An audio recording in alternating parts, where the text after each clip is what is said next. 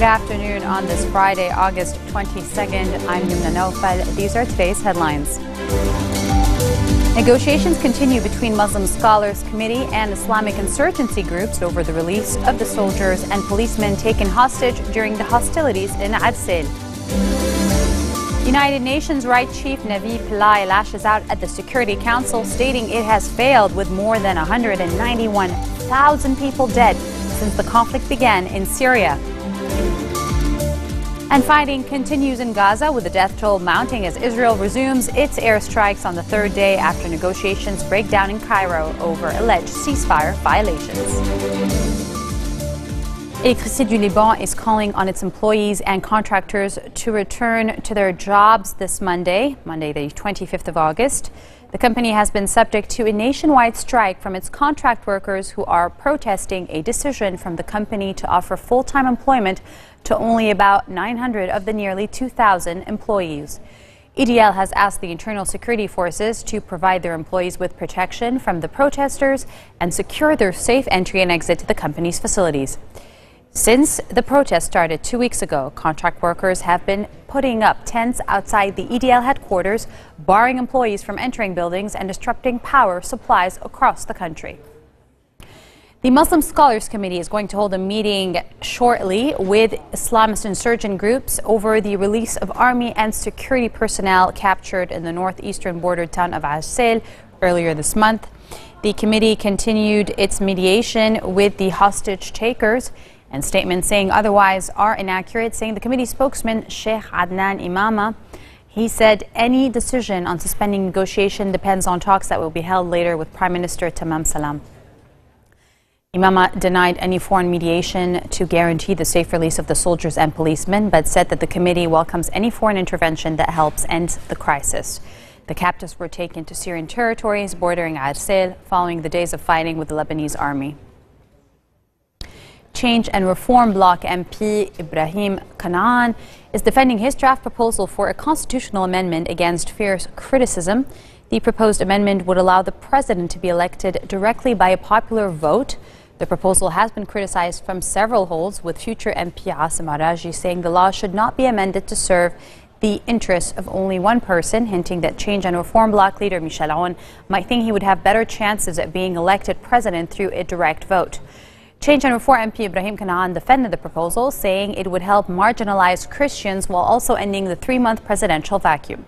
Speaker Nabi Habibie is refusing to comment on the proposal, insisting instead that enough time remains to elect a new head of state and still hold parliamentary election in November as planned.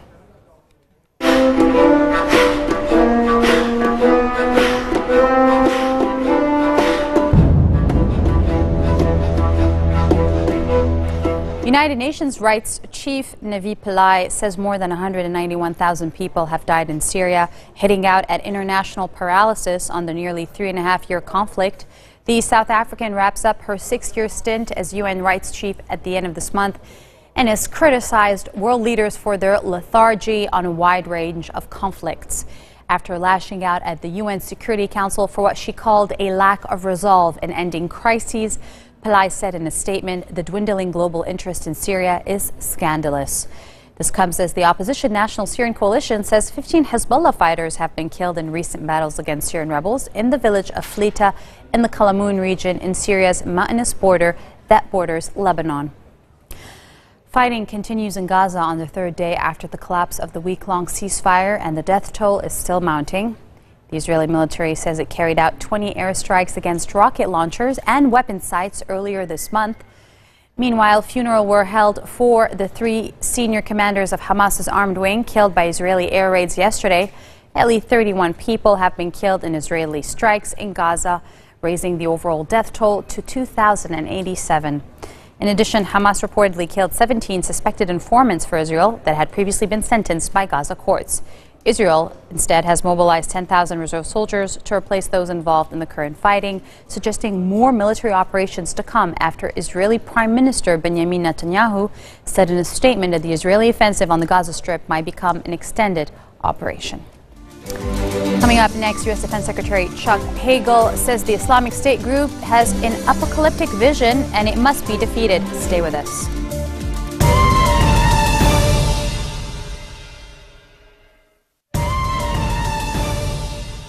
U.S. Defense Secretary Chuck Hagel is expressing regret that the mission to rescue American journalist James Foley did not succeed after the Islamic State posted a video on Tuesday that showed the beheading of Foley in revenge for U.S. airstrikes in Iraq. U.S. officials have said intelligence analysts had concluded that the Islamic State video, titled "A Message to America," was authentic. It also showed images of another U.S. journalist, Steven Sotloff, whose fate the group says depends on how the United States acts in Iraq. The chairman and I are all very clear-eyed about the challenges ahead. We are pursuing a long-term strategy against ISIL because ISIL clearly poses a long-term threat.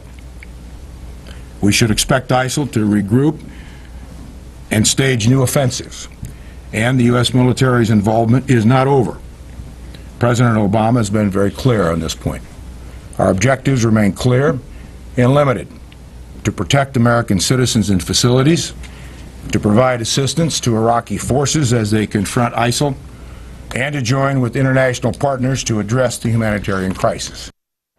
Live on the line with us now is senior Trend News editor and U.S. Middle East Affairs analyst Claude Salhani. Claude, thank you for being with us. My pleasure. You wrote in your latest article titled "The Islamic State Takes the Region Back to the Middle Ages" that the IS claims that the killing of James Foley is in retaliation for the U.S. bombings in Iraq. It must also mean that these bombings are hurting them. My question to you is, do you think this will drag President Barack Obama into a conflict he built much of his presidency trying to end? Well, I think he's already in it, regardless whether he likes it or not, whether he wants to be in it or not. He's been dragged into it. The very fact that American troops are back in Iraq, this time not as combat troops yet, but as observers. The fact that the U.S. Air Force is flying over Iraq, bombing positions of the ISIL or IS or whatever they call themselves these days. The fact that there are more than almost 1,000 observers now, U.S. military observers, advising the Iraqis and the Kurds how to conduct warfare. The U.S. is involved one way or another. They are, whether they want to be, by the very nature of ISIL and its program to attack Western interests. The U.S. is involved. This is the first time that America really actually turns its eye on the situation, probably because this is the first time that it's an American and it's gone global. But the IS has been doing this for the last month, beheading people, crucifying people, and now the militant that actually committed this horrendous act is said to be British. So what does this mean for the West? Does it change the game at all?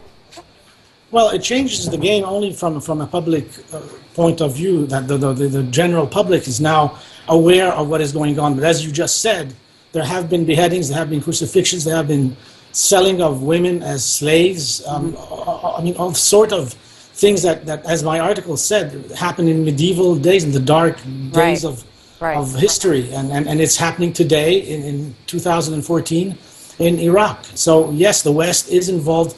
Whether we want to or not, we are going to be dragged into it voluntarily or not. Claude, why are these people, these non-Syrians and non-Iraqis, Westerners for a lot of the part, whether they're Europeans or Americans, why are they joining IS? What is their incentive? It's the global jihadist movement. The Sunnis of the world unite.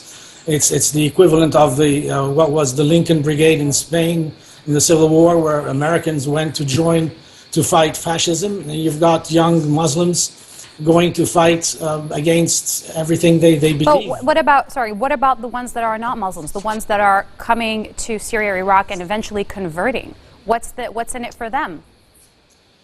Lack of anything else to do, probably. The adventure ahead.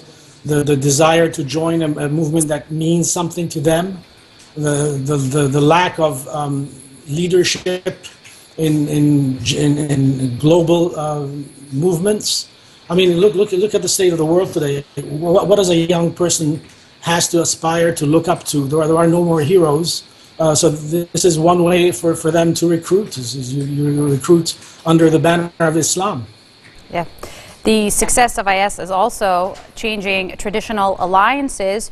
There's been talk about the U.S. maybe aligning with Rouhani in Iran, or even what they've called before, and they've spoken about this red line in Syria, even maybe aligning with Assad in order to fight this. What do you think of that? Well, I think that, as President Assad said from the very beginning, that if he was to go down, he would take the whole region down with him, and I think he's proven himself right. The whole region is going down with him. He hasn't gone down yet.